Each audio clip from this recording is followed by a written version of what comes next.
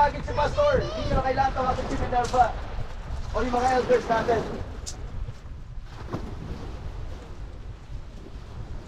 What if yung isang pamilya po natin, member ng family po natin? Gusto magpapautismo.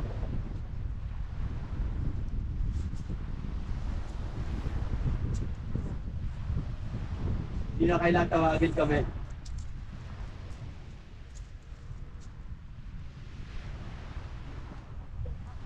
Who can receive baptism in water?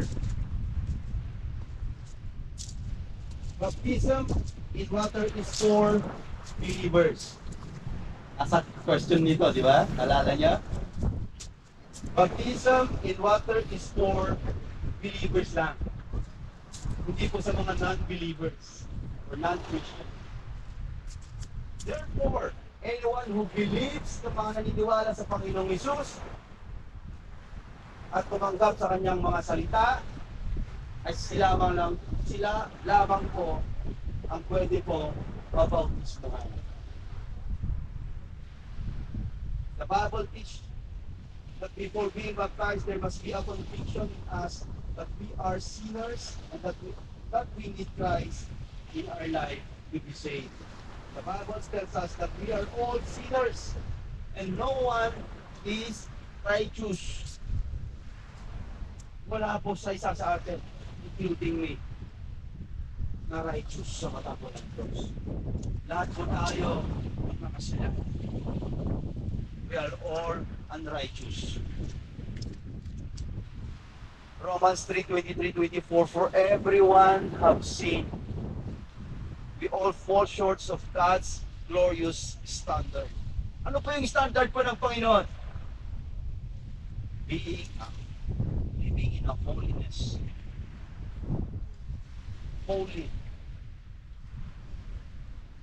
Isa sa atin, including myself, hindi po natin naabot yung standard na yon. Lahat tayo dati na buhay po sa kasalanan.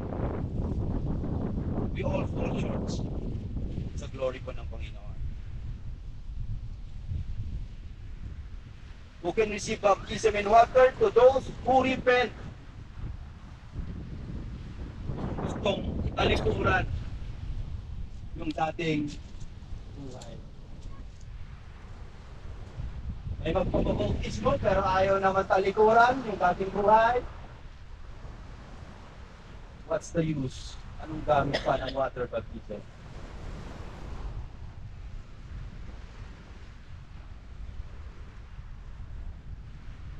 To those who repent at willing na talikuran yung kasalanan na yun. Kung hindi ka magre-repent, hindi mo tatalikuran yung kasalanan na yun, what's the use of magpabautismo pa? Those who repent and are willing to turn away from their sin and desire to start a new life in Christ Jesus. Yung apat, do you desire na magsimula kayo a new life, bagong buhay kay Jesus? Amen? Amen. Ang lima, magbabautis mo po kayo. Wala kang puti. Puti din. Okay. Willing to empty our life. Matanggal yung old life. Removing sins in our life. And you will receive the gift of the Holy Spirit. Peter said to them, repent and be baptized, each one of you, in the name of Jesus Christ, for the forgiveness of sins, and you will receive the gift of the Holy Spirit. Number 3, who can receive baptism in water? Number 3, all nations. Anyone who believes in Jesus, kahit sino. can be baptized. One of the example of people recorded in the Bible who were baptized was si Enoch. Isa po siyang Ethiopian. Okay? Hindi po siya Jewish. Okay? An official of Queen Candace of Ethiopia in Acts 8:26, who after the gospel was announced to him by Philip, believed in Jesus and received His word. Okay? Hindi po siya Jewish. Okay? Isa po siyang Gentiles. All nations, kahit sino po, can be baptized. As long as they believe in Christ, they accept His words. Amen?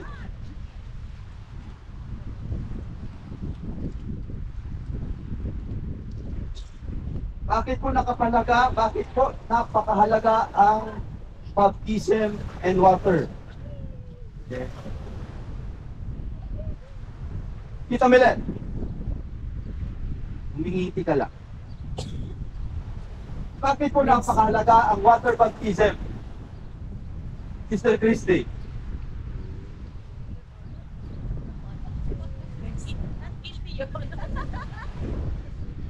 Bakit napakahalaga po ang water baptism, Sister Joy? Hindi sa natin kasalanan. Kasi Parang magiging bago- paraan bago- natin ba- para new life. maging banal tayo. Sa new life. Bakit napakahalaga ang water baptism, Sister Minerva?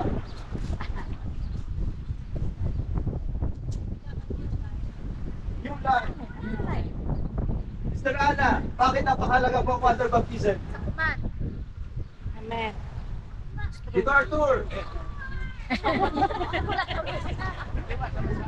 Unless you were born again in water and spirit, you will not Enter the kingdom.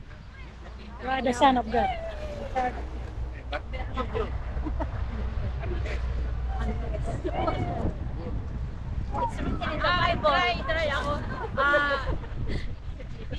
Para ipakita sa lahat ng tao na ako ay susunod kay Kristo at ako'y nakikisa kay Kristo. It's a testimony to show the world that I am believer. Bakit napakahalaga po ang water baptism? Lahat kayo baptized na sa tubig. Para nahugasan. Okay? To clean. Para maging Para silisin. New life and sins. to be To clean. cleanse, to be cleansed. Public Public declaration.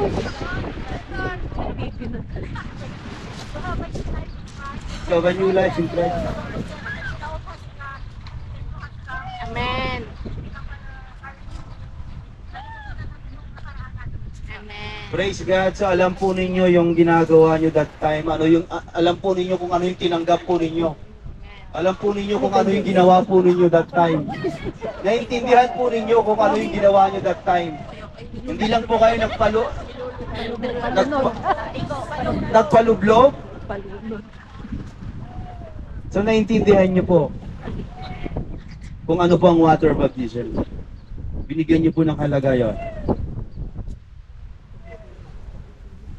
Water baptism is important because it is a step of faith that confirms that the person has converted to Christ. For this reason, every Christian, bawat Kristiyano, na naniniwala kay Kristo Jesus must be baptized. Since Jesus said, "He who believes and is baptized will be saved." Mark 16:16 sabi po dito, anyone who believes and baptized will be saved, but anyone who refuses to believe will be condemned. Therefore, when the persons believe in Jesus Christ and understand the gospel, he should be baptized as a sign that we no longer live for ourselves. Hindi na kayo yung naghahari sa mga buhay po ninyo. Hindi na si Ate Helen ang reyna ng buhay niya. Hindi na siya yung nasusunod sa buhay niya.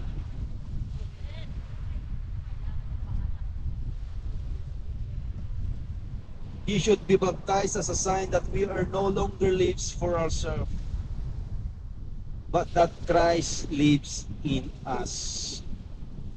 Lahat kayo, ulitin ko, let me remind you, Our Lord Jesus Christ, siya na po yung nakatira sa buhay nyo. Siya na po yung naghahari sa buhay po ninyo. Kayong apat, gusto nyo ba ang ating Panginoong Hesus ang maghari sa buhay po ninyo? Amen? Siya na yung masusunod sa buhay po ninyo. Ibig sabihin niyan, magpapasakop na kayo sa Panginoong Hesus. Siya na yung Diyos ng buhay po ninyo, hari ng buhay po ninyo, siya na ang masusunod. Amen?